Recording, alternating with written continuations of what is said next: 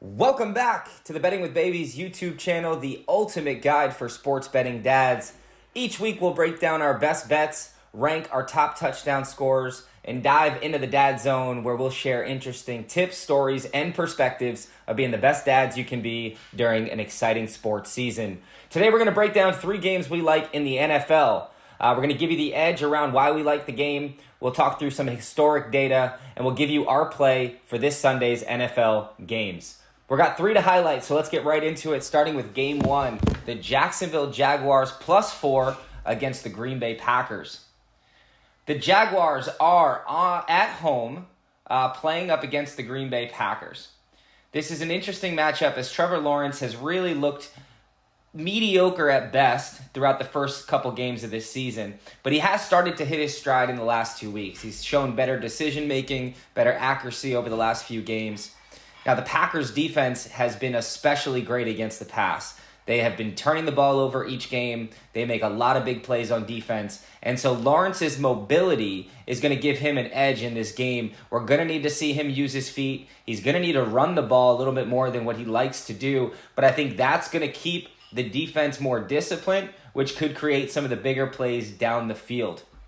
The Jags have paid one of their receivers big money over the offseason in Christian Kirk, who really hasn't earned his paycheck yet this season. I do expect them to try and get more targets to Kirk in this game. They're going to need to spread the ball around. The Packers defense is not going to allow a basic vanilla offense to go down the field on them. So they're going to need to stretch the field a little bit more, spread the team out, leverage the mobility of Trevor Lawrence. He's got great accuracy, above average QBR on the run, and try to find his open receivers. Christian Kirk has got to step up and make a big game here, but we do like the way that the Jaguars are able to move the ball and think we can keep up with that Packers offense. Now, the Packers have struggled against the spread as favorites. They have not been as reliable as a favorite, especially in close matchups. They're 1-3 against the spread in their last 4 games. And, it's something that we want to keep an eye on. And so for me, I'm looking at this Jaguars game at home with a spread of +4. I think most of the money is going to come in on the Packers. But I think the Jags are still being undervalued given their record and how they've gotten off to a shaky start. And so I do expect the Jacksonville Jaguars to come in and cover this game at home. Might not get a win, but I think they can cover the +4. And so give me the Jags +4 in our first highlighted game of the week. Now let's get into Game 2. We've got the Bears versus the Commanders. Currently the line is Bears -3, and the Commanders look to take the field without their star rookie quarterback, Jaden Daniels. Now, they have done a good job in trying to get a backup quarterback that really fits the mold of that offense. Mariota is probably the closest prototype you're going to get to Jaden Daniels. That's not a starting quarterback already in the league. So they don't look to have to change too much about the offense, but can the execution be as high as what we've seen with Daniels? Daniels has shown amazing accuracy, poise as a rookie, and his ability to run the ball and make quick decisions has been extremely impressive in his early NFL career. But he's not going to be on the field this game, and I think that's going to be a big issue for that Commanders offense, going up against what is the Bears' #1 ranked defense in the NFL. So that's the first edge that we see. This improvement to the Bears' defense and how they've tightened up defensively, both in their front as well as in the back 7. And so over the past few weeks, they've been able to limit the ground yards, force teams to be more one-dimensional, and that allows them to exploit the offense and force some things down the field where they could get the turnovers and take advantage. And so I think they'll look to limit Brian Robinson here. I think that's the biggest threat that they'll see for the Commanders, which will keep a little bit more in the front. You'll make those Commanders wide receivers have to win one-on-one, and the question is going to be, can Mariota get them the ball? And I am not really willing to put my money on Marcus Mariota. There's a reason he's a backup quarterback. I think he shows flashes of greatness, but this is a tough defense to get your first start of the year against. Now let's take a look at some of the against the spread trends for the home team. The Bears have been strong on the road, especially against NFC opponents. They've covered their spread the last 4 of 5 games against NFC opponents. And you've got the Washington team, who is, again, without their starting quarterback. And I think that's just going to be really difficult for them in this game. And that's why you see the Bears are favored on the road here at -3. Commanders are likely going to have some turnover issues. Mariota's always been turnover prone in his NFL career. This is a team that turns the ball over, and so I'm not going to overthink this one. I'm taking the Bears -3 with the defensive improvements that they've made, the way that team travels on the road. That defense is going to come ready to roll and ready to put pressure on Mariota, and I think they get a win by more than the 3 to cover. So give me the Bears at -3 in our second highlighted game of the week. And that brings us to our third game of the week. That's the Falcons versus the Buccaneers. Falcons are currently favored -2.5. And the Bucs are coming off a game where they lost both of their star receivers. Mike Evans is looking to miss at least a month, maybe more, with a hamstring.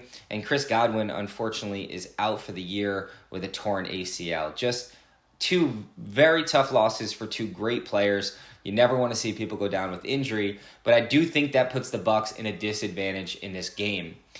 They do have some depth at wide receiver, but nothing to the caliber of their number 1 and number 2 guys. So, I could see Rachaad White looking to play a little bit more of the receiver option play. They'll look to get him the ball in the checkdowns and the screen plays, and they'll try to find value out of their star tight end. And obviously, Bucky Irvin has provided some consistent offense on the ground.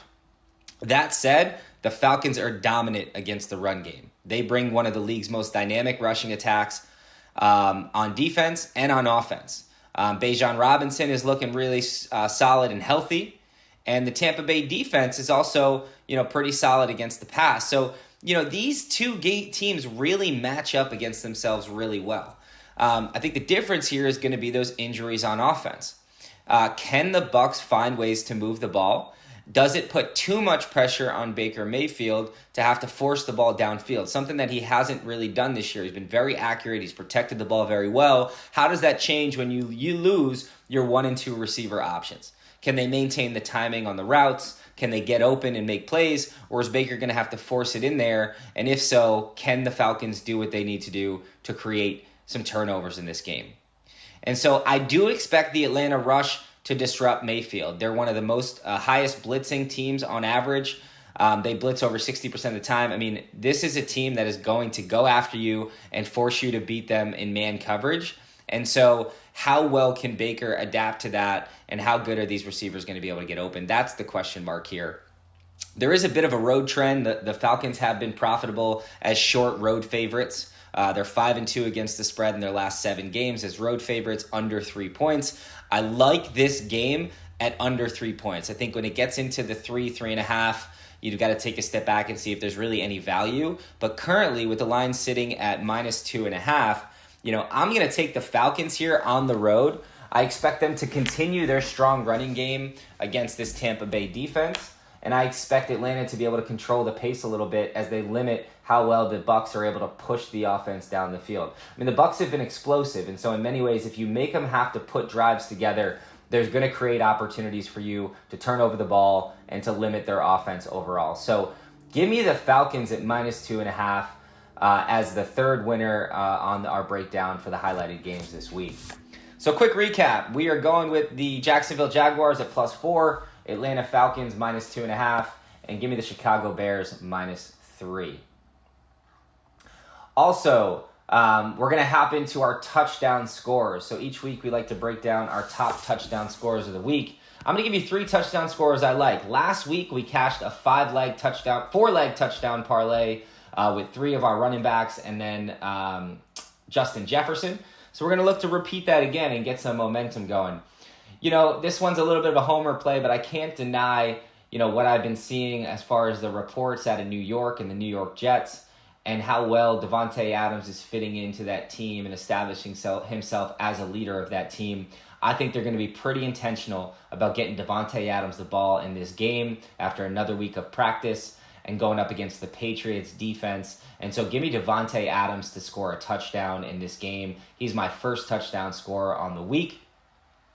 There's obviously always an option to go with Derrick Henry, but I don't like the odds. I like to keep the odds little less juicy, as they say. And so, we're going to go back to the well with a couple guys that we really like. So I just talked about the Falcons. I do like Bijan Robinson to get in the end zone this week on the ground.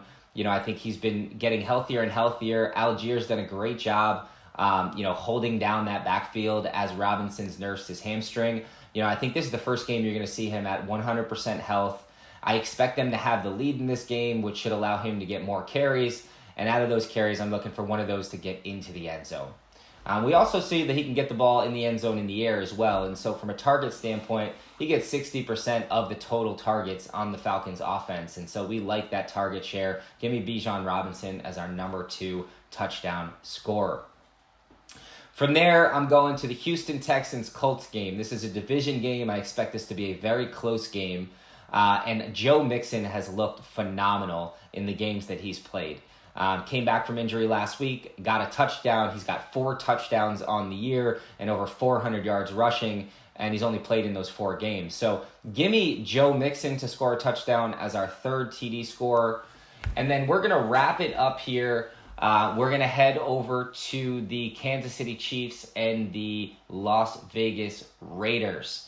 The Kansas City Chiefs taking on the Raiders. There's a lot of options here for the Chiefs to score a touchdown. But the option that makes the most sense for me in this game is Travis Kelce. He's been below average compared to Travis Kelce historically. They haven't really targeted him as much. And I think the reason why is he gets double and triple teamed out there, and that's gotten even worse after Rashid Rice has gone down. So what do? They went out and got DeAndre Hopkins this week. I think Hopkins is always going to demand some extra attention over the top. I wouldn't be surprised if they tried to go deep with him. But I think what Hopkins does, because he's a really good fit for this offense from a scheme standpoint, I think it opens up the underneath for Worthy, and I think it opens up the middle of the field for Travis Kelce. And so if the Chiefs can get themselves into the red zone, I like Travis Kelce to be their main target this week. And so give me Kelce as our next touchdown scorer. If you wrap that into a parlay, you're looking at some nice odds. We will post our ticket on the page, but we'll give you an inside look as you might be able to get some line value as soon as these touchdown scorer props come out.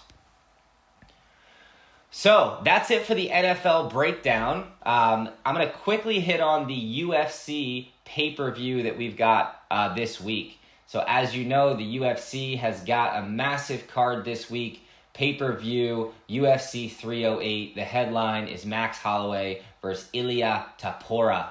This card is stacked from top to bottom, and the real UFC fans know, even on the prelims, you've got some great matchups here. But to me, I look at this card at a high level and I say, hey, there is just too much discrepancy in the favorites.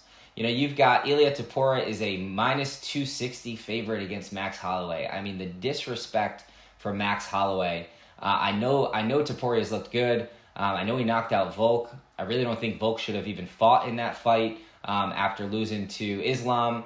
I don't think he was fully there. Meanwhile, Max is coming off the highest of highs, winning the BMF belt, getting that knockout, getting a lot of time to rest and rebuild. And this is a fight that I just think Max really wants. It's probably his last chance at a title.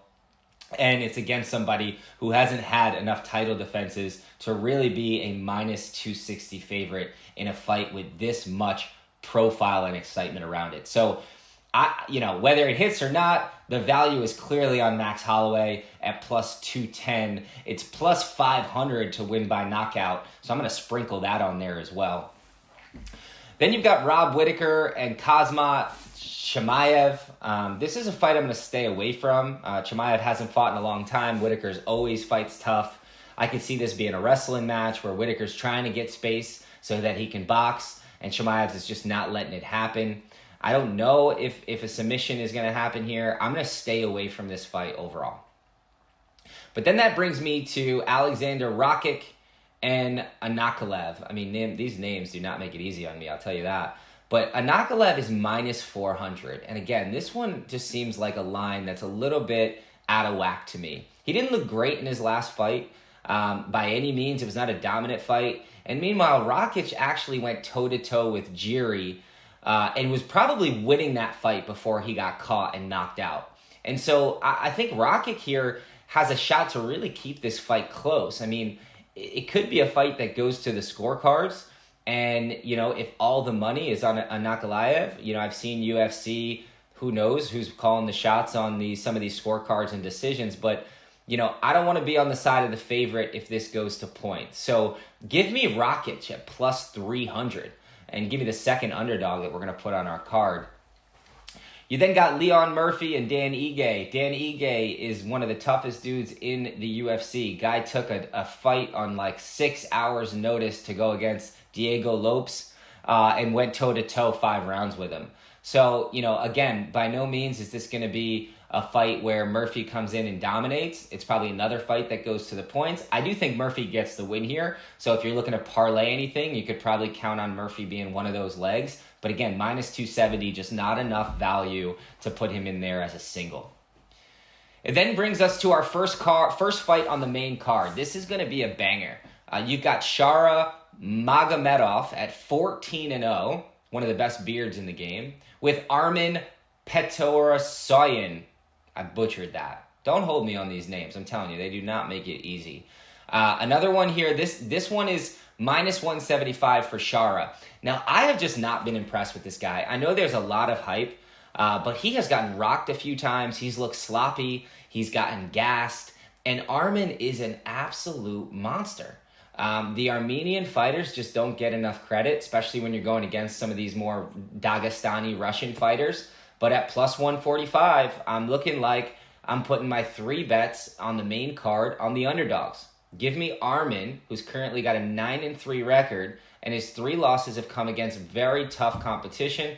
I think he's ready for this fight, and I wouldn't be surprised to see an upset to kick off this main card. So give me Armin at plus 145. Those are the 3 fights that we like on the main card. We will drop a UFC parlay as always, but really appreciate you guys tuning in. We're going up on 16, 17 minutes. So if you're still with us, really appreciate it. Want to give a shout out to one of our partners, WINIBLE. That's where we sell our picks exclusively on WINIBLE.com.